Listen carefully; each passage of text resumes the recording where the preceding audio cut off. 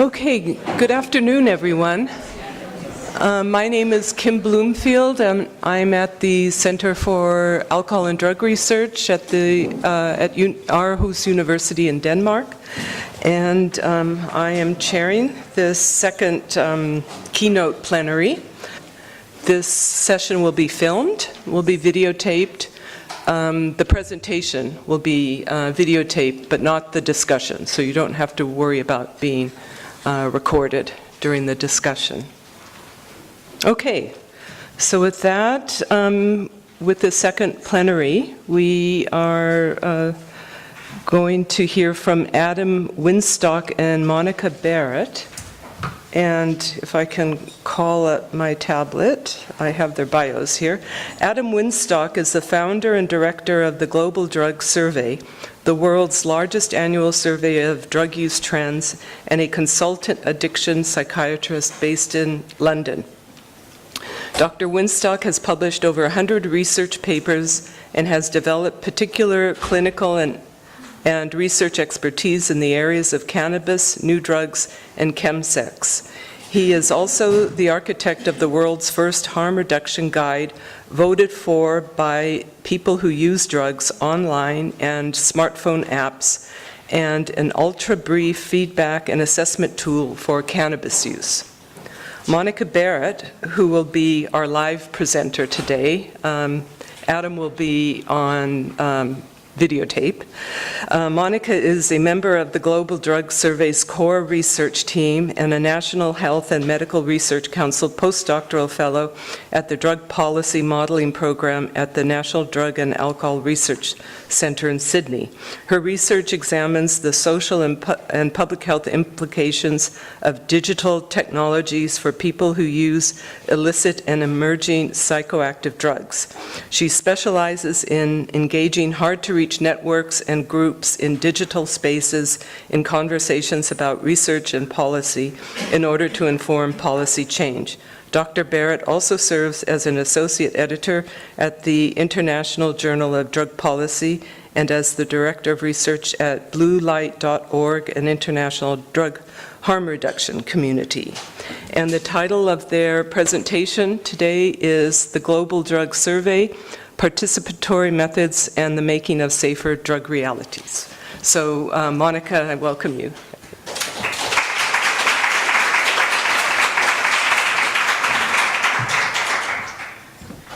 Thank you so much for that introduction, and thank you so much for inviting both Adam and I to be here. Obviously, Adam is not here, and so I'm going to basically play this video, which they put Adam and his partner, who happens to be a webinar specialist, to put together, which is lovely. That will take about 13 minutes, and then I'll do my presentation, which should take 25-30 minutes. Then there'll be some time for questions. So let's see if it all works. Hello to everyone at CDP. I'm really sorry I can't be there in person, so I'm hoping this video will do, but I know that Monica's there, which is fantastic. So over the next 10 minutes, I just want to look a little bit about the evolution of GDS, what our missions are, what some of our output has been, and what we hope our contribution is going to be to the field in the coming years.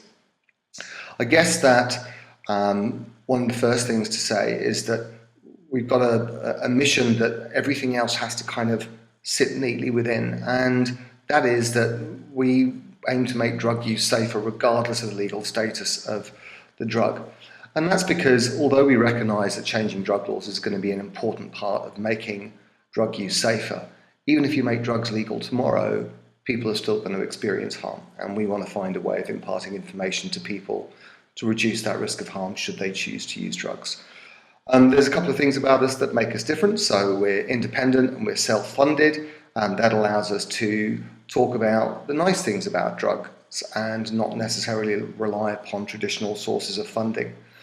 And we started off as a very small group of researchers, but now we encompass a huge network of people in over 20 different countries.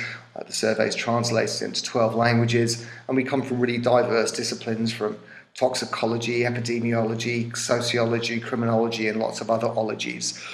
And there's lots of people who are involved, but at the core of it, there's our main research team, which is comprised of Monica Barratt, who's here today, Jason Ferris, our chief biostatistician, who's based in Queensland, Larissa Meyer, who's over in UNODCP at the moment, and myself. Now, I guess that GDS grew out of my initial interest in club drug research that started back with the Mixed Mag Drug Survey in 1999. And I became interested in that, partly because I grew up in that generation of all my mates going out clubbing and saying to me, Adam, what does this drug do? And I went, I don't know, I'll go and find out. But also because I trained as a doctor and all the people I looked after had had their lives ruined by drugs. But I realised that wasn't the whole story. That was both my, professional, personal network. I could see there was another group of people who use drugs. And I wanted to kind of try and bring some balance to that perspective. And I also started to realise that actually the most trustworthy source of information about drugs wasn't necessarily doctors and drug experts. It was actually other people who use drugs. So the Mixed Mag survey ran for about 5 years and generated lots of interesting papers on poly-drug use patterns and drug risks and harm. It stopped while I was over in Australia, and then when I came back in 2009, we rebooted it. And after 3 years, we thought we'd move away from just focusing on clubbers, and that's where we partnered with The Guardian, with Fairfax, and that's really where the Global Drug Survey began. Since that time, we've partnered with people all over the world, with big international media partners like Zeit in Germany, La Repubblica in Italy, Fairfax, High Times, lots of different organisations, which is fantastic. And they act as hubs to promote the survey, but really importantly, to disseminate the findings. And pretty much year on year, we've grown. And last year we had over 120,000 people who took part. What that means is over the last 5 years, we've had more than 400,000 people who have taken part in our annual surveys, and more than 500,000 people who have taken part in our surveys and various apps combined. Now, there's a couple of really important things about our methods. This is not based on the sampling framework. This is not about calculating prevalence.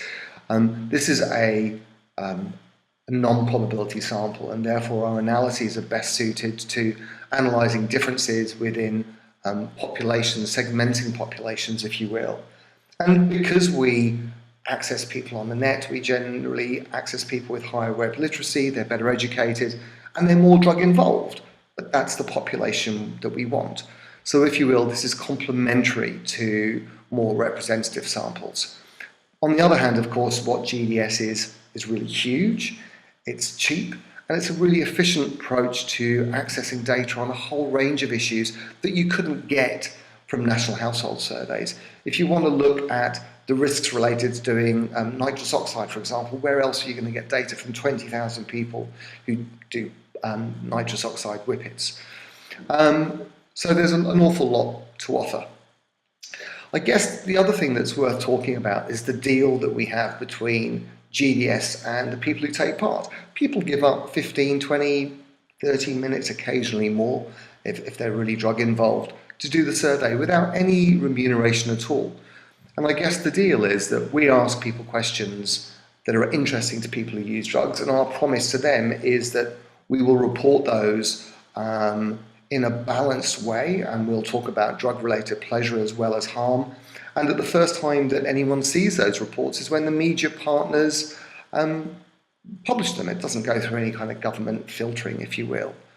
And what we also do is help those media partners produce really interesting stories, some of which, are really interesting, like what's the best weed to smoke. And over the years, we've covered issues like the dark net, people buying drugs online, and we'll highlight particular risks, and we'll then try and follow those particular risks with public health messages that we will run in partnership with our media partners. So over the last couple of years, the UK and EU has had an issue with high-dose MDMA pills, so we put out a campaign that was a 15-second video trying to encourage people that, you could have more fun by taking less drugs.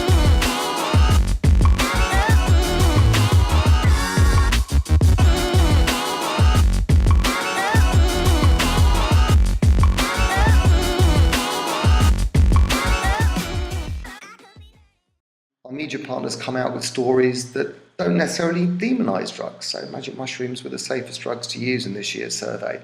but we'll also talk about issues related to harm reduction and personal responsibility.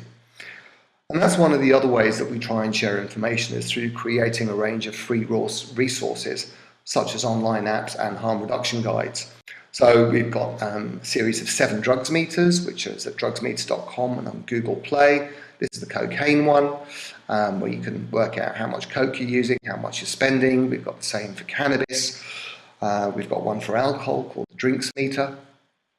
We've also developed something called the Global Drug Survey Highway Code. This was the first harm reduction guide that was voted for by people who use drugs. And the takeaway message was that safer drug use was more enjoyable drug use.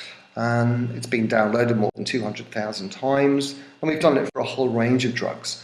And with the approach we took is that we wanted to know what strategies people adopted, how important they thought that particular strategy was in reducing risk, but then really importantly, what the impact was of that strategy on drug-related pleasure. Because you can have the best harm reduction strategy in the world, but if it means taking drugs is no fun, people ain't going to do it.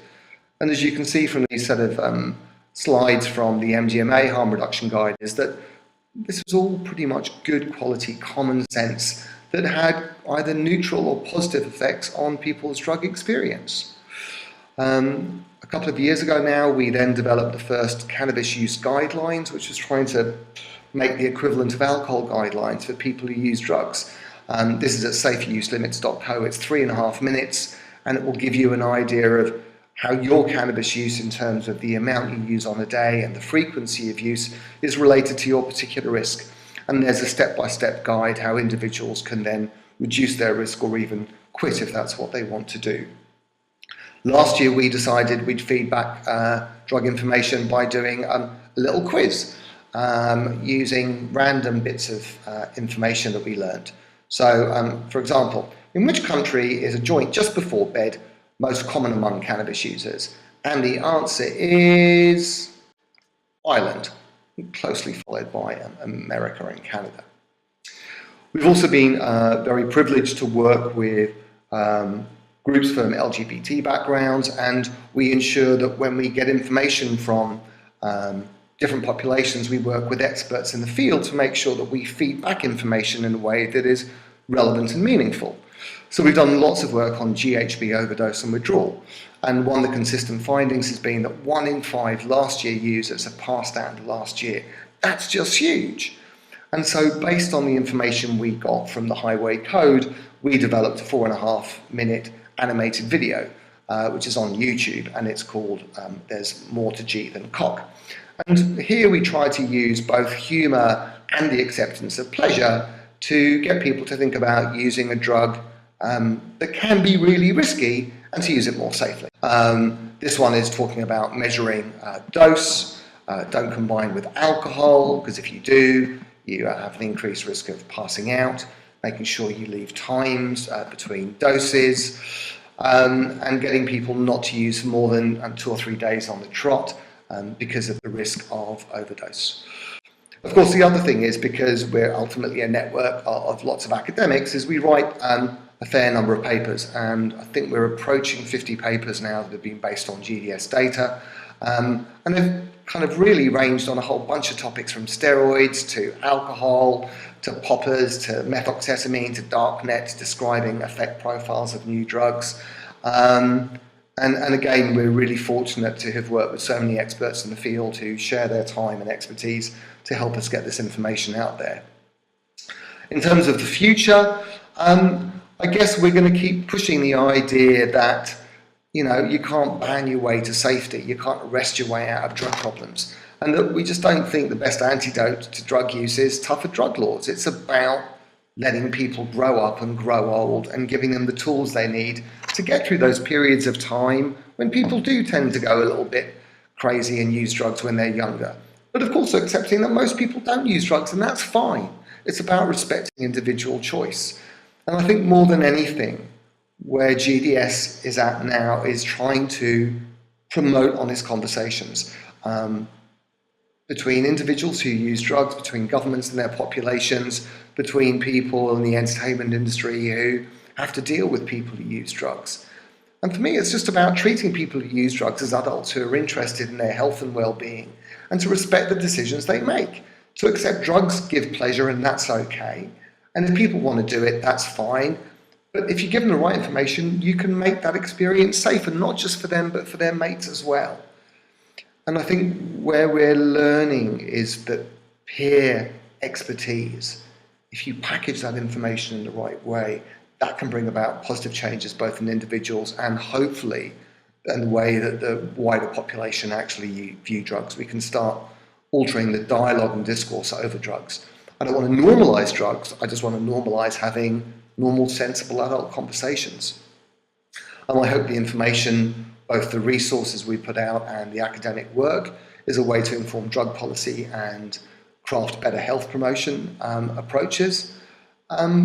And while we accept that changing drug laws is going to be part of the solution, we also know that lots of countries are going to find that really difficult, but changing the conversation is something that we can all do now. So I'm hoping that's going to lead as a nice introduction into Monica's talk, which is going to follow. But I would ask anyone out there who is interested in bringing their country on board or their network on the Global Drug Survey, please just contact Monica or myself. We launch in about 3.5 months' time. We've got a fantastic survey this year looking at drug initiation, drug delivery, the darknet, new drugs, all those interesting things. Anyway, have a fantastic time, and in case you haven't realised this for yourself, aquavit is really best avoided. That would be my harm reduction advice for you guys. So anyway, have a lovely conference, and thank you for your attention. Bye. Lexi and Kim. Okay, so I'll get going again. So, Global Drug Survey, Making Drug Realities.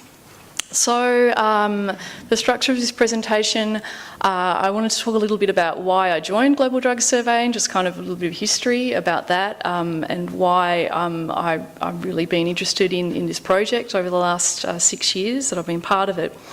I then, thinking about the conference theme, I went back and had a read of John Law's articles, Seeing Like a Survey, and inspired by that, I wanted to have a look at Global Drug Survey through that kind of understanding.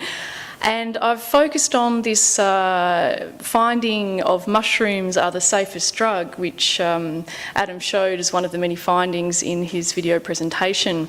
And I wanted to show sort of how this finding came into being, the process through which that happened, to give you a bit of an inside view of that. Tracing the flows and tensions between these networks of actors in the field of GDS, as there are a really large number of different people and different kinds of organisations involved. I wanted to look at why it matters, so why is it important to do these kinds of critical reflections when you're working in a survey situation like this, and then also make that claim that if you would like to join us, you're welcome to. It's an interesting network to be part of.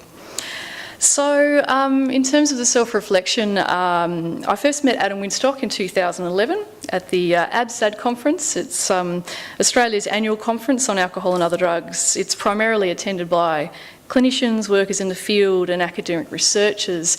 It's unusual to have qualitative research actually at ABSAD, and I was presenting a piece on was qualitative research called PMA Sounds Fun, Negotiating Drug Discourses Online. And it was a paper from my PhD in which I demonstrated through an online ethnography that there were three main discourses at play and often in conflict amongst people who engaged in party drug use and were talking on these websites. The first discourse was around all drugs being dangerous, the pathology discourse, and this was happening through police warnings about PMA being found in pills. The second discourse was around harm reduction, and on the Blue Light website people were talking about how you could try and work out whether PMA was in your pill and how to avoid it. But the third discourse was something a little bit unusual, and it's kind of come up a bit in this last session when we were talking about pleasure. And that was that some people were really embracing risk and saying, well, we don't like trying to reduce risk, we just want to get really high. And, they were the ones saying PMA sounds like lots of fun. So Adam approached me afterwards somewhat puzzled by my conclusion that not everyone is interested in reducing harms first and foremost, and that there is this subgroup of people who use drugs who actively resist health promotion messages and create their own counter-public health, if you will. And I think, that started a lively discussion with Adam that led to me joining his venture of Global Drug Survey. And I still think that tension's there in listening to what Adam said about what Global Drug Survey does, because we are essentially reaching out to people who want to reduce their risk, but I'm not entirely sure we're meeting people who aren't as interested in reducing their risk. So Adam's pitch to me in 2011 was that GDS was independent, so it could ask questions about leisure and pleasure, not just about harm. And that made a lot of sense to me as someone that was used to projects that had to kind of conform to what governments want in order to get funding. So that was exciting. It had the potential to change the public discussion and conversation about drugs for the better. And also from a career perspective, it was going to help me. So I've now played this leading role in GDS since 2013, with the 6th survey coming up this year. So this is sort of, I guess, 15 years of my engagement with the drug scene, and I've been working at 2 different Australian national centres, the National Drug Research Institute for a large part of that, and the last few years at the National Drug and Alcohol Research Centre. And in my formative roles as a research assistant in that first sort of period, I was an active part of the clubbing and festival scenes, as well as a part of the websites that I was researching. So that lived experience filtered into my early research roles and influenced the PhD that I ended up doing on online drug discussion. So really from the start, I was interested in 2 things. Firstly, how can people who use drugs be heard, and how can policy be improved in their interests, as it sort of appeared to me, even as a young 20-something, that there was a huge disjuncture between what was actually happening and what was being said in the public discourse. And secondly, how can digital or network technologies, the internet, and now we have all the phones as well, how can they facilitate increased participation of people who use drugs in research and public discourses? And could the anonymity afforded through digital technology help give voice to people who would otherwise remain silent? So these are the things that have driven what I guess I've been doing for a long time now. And I just wanted to bring up participatory methods because I think this quote's quite important. It's from a report called Nothing About Us Without Us. And it says, even in progressive societies, the deep discrimination against people who use drugs and the tangible danger of going public in the name of user activism can act as a serious brake on organising. And this issue is exponentially compounded in places with the harshest drug policies. So if it was difficult for me to say what I've just said about my history, think what it must be like for people living in repressive regimes to do so. Much harder, if not impossible. So this slide here is a model of consumer involvement in health research, and one that I've sort of borrowed from the sort of more broader discipline of health, Boot et al. And it's one that I've used to conceptualise the engagement of people who use drugs in research about them.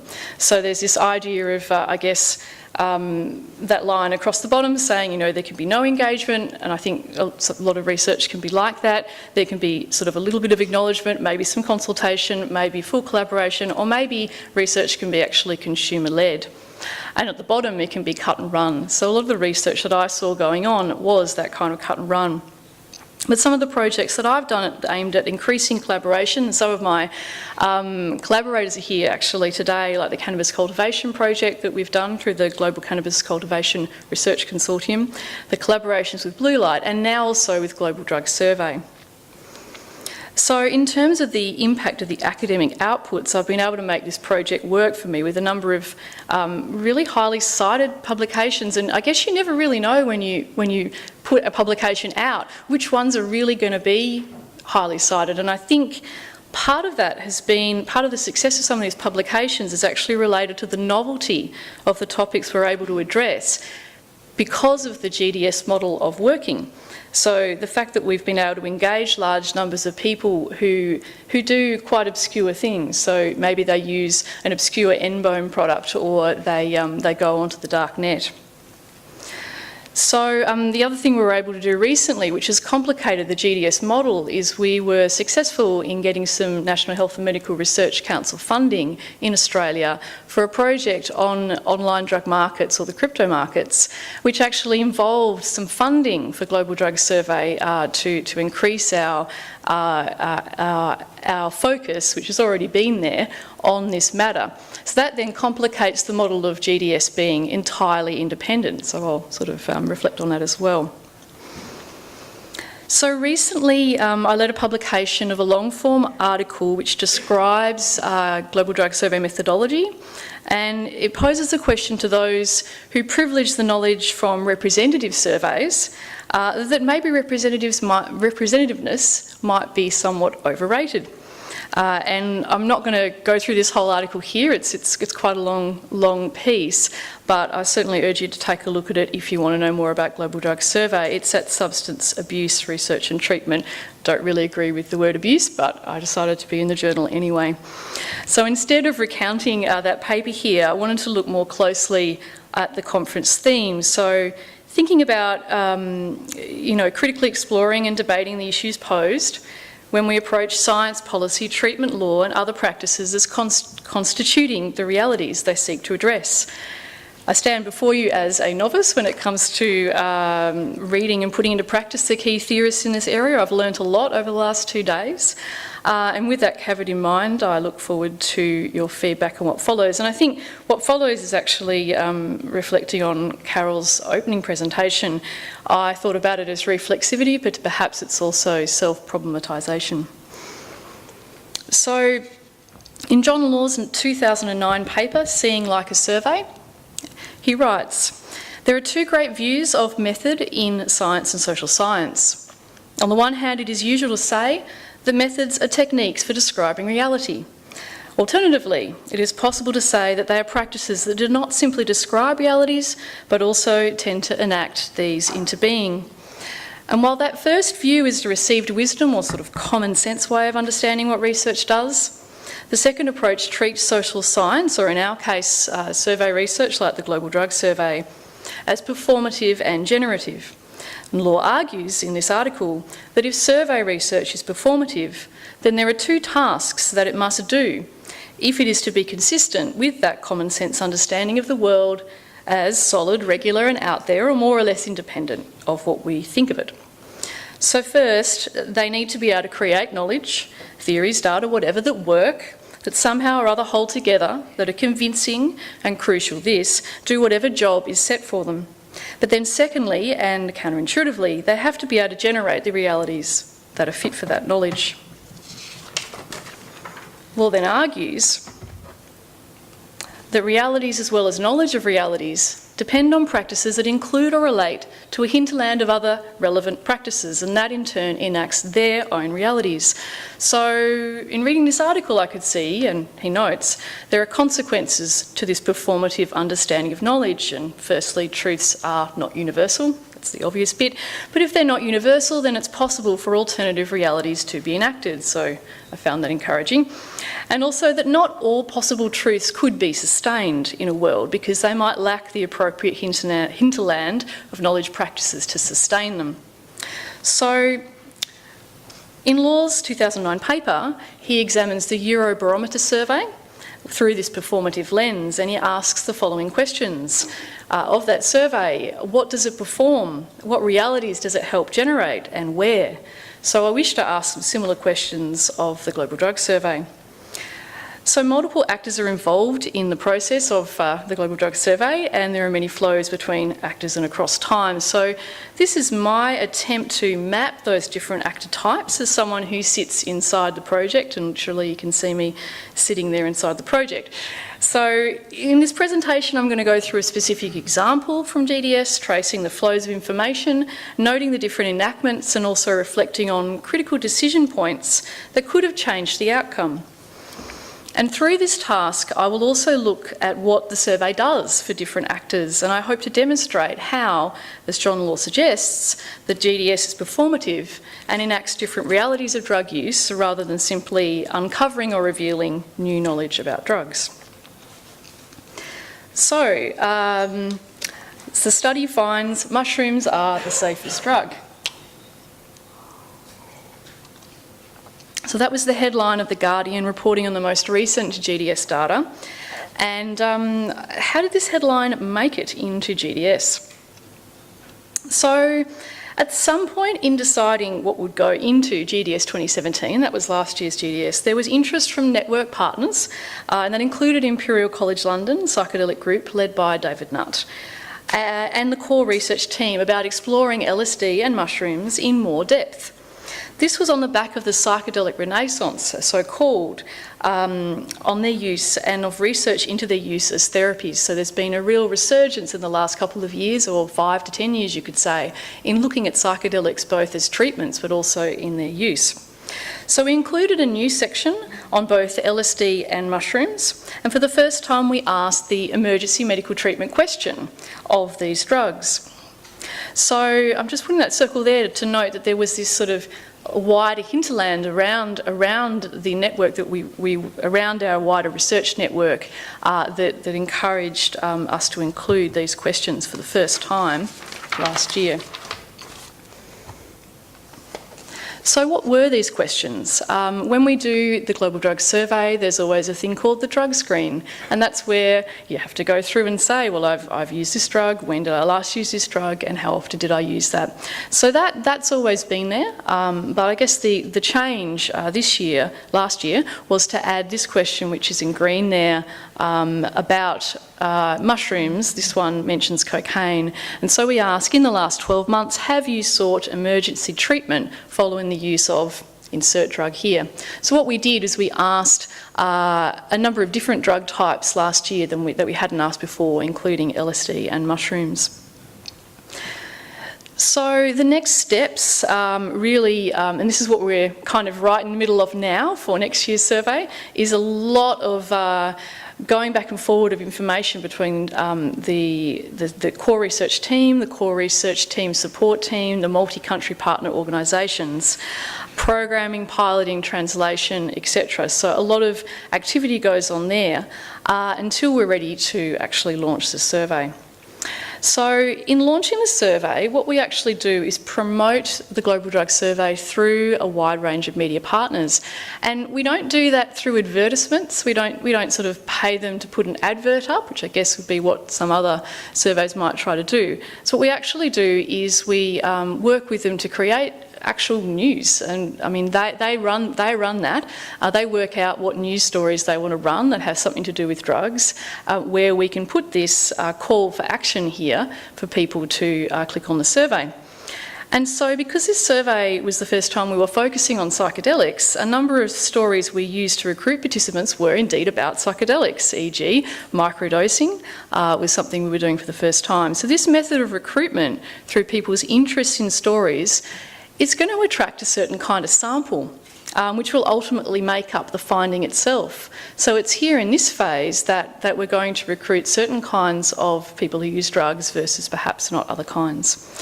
And you can also see our tagline in 2017, which was change starts with experience. So I guess going back to what Adam mentioned, that we try to put forward to the people that use our survey that you guys are the experts and we're really coming to you for your expertise. And we also launched the survey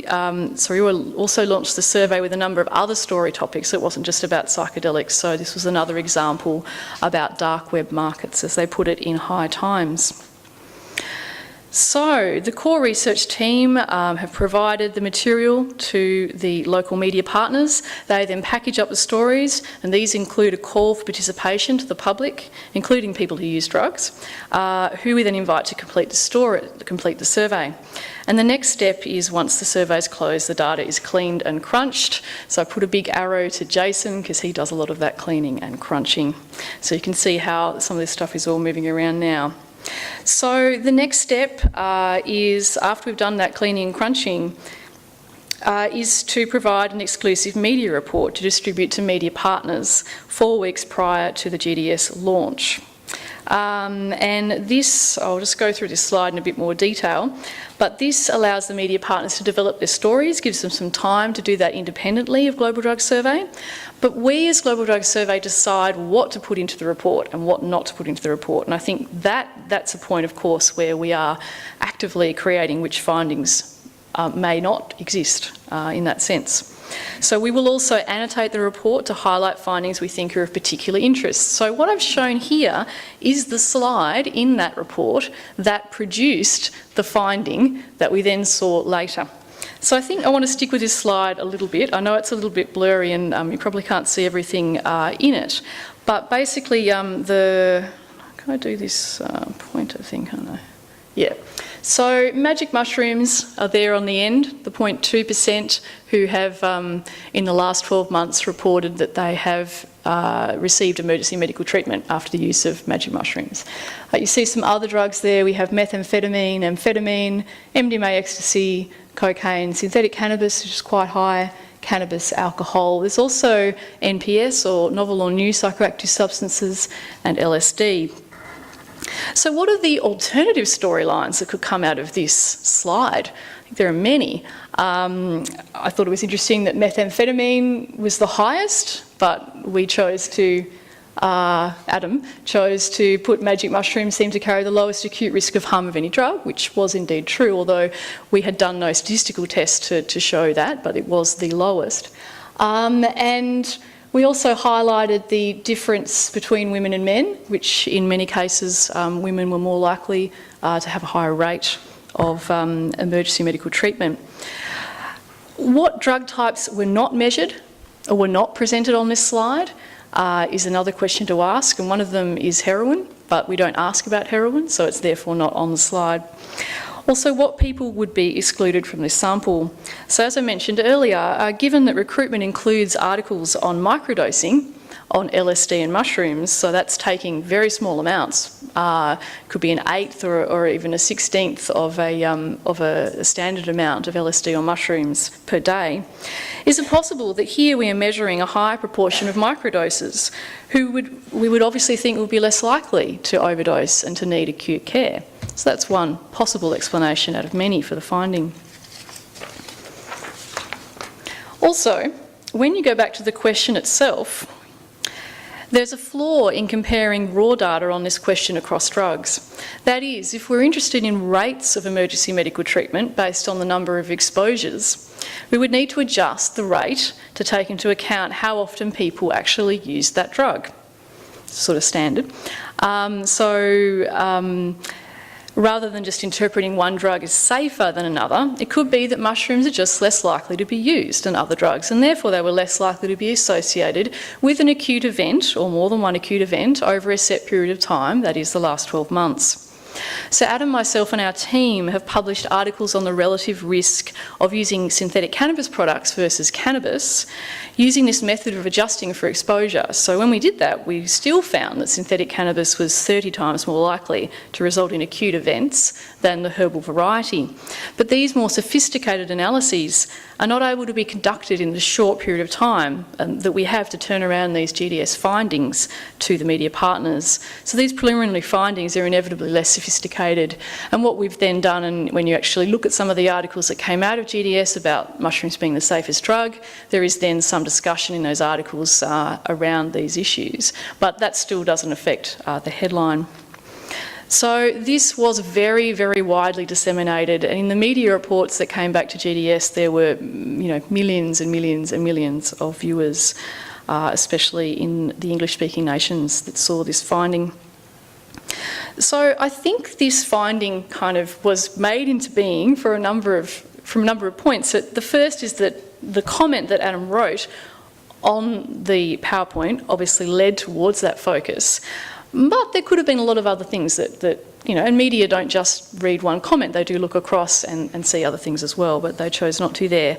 I think one of the other things is that it fits with the previous and ongoing stories about the safety and new positive uses of psychedelics, e.g. The Guardian caption to their story, which I've highlighted here, was, outside of recreational use, magic mushrooms have been shown in clinical trials to treat severe depression, anxiety and post-traumatic stress disorder.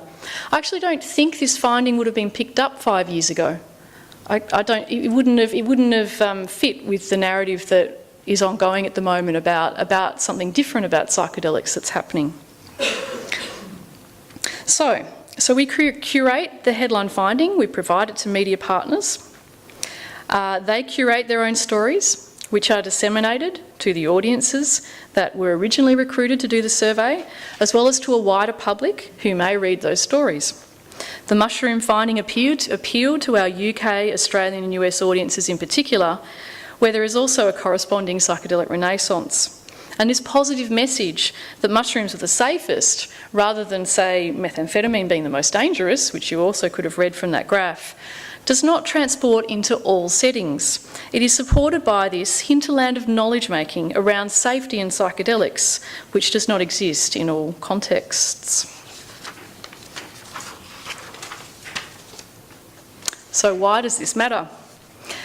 So the mainstream view that social science methods are techniques for describing reality, as John Law says, is pervasive, and I've published many papers with GDS and with other groups which use similar methodology where we describe our findings and include a limitation, such as a caveat. The data is self-reported, it may not be accurate, and we list a variety of limitations to how the work may be interpreted as an accurate depiction of a reality.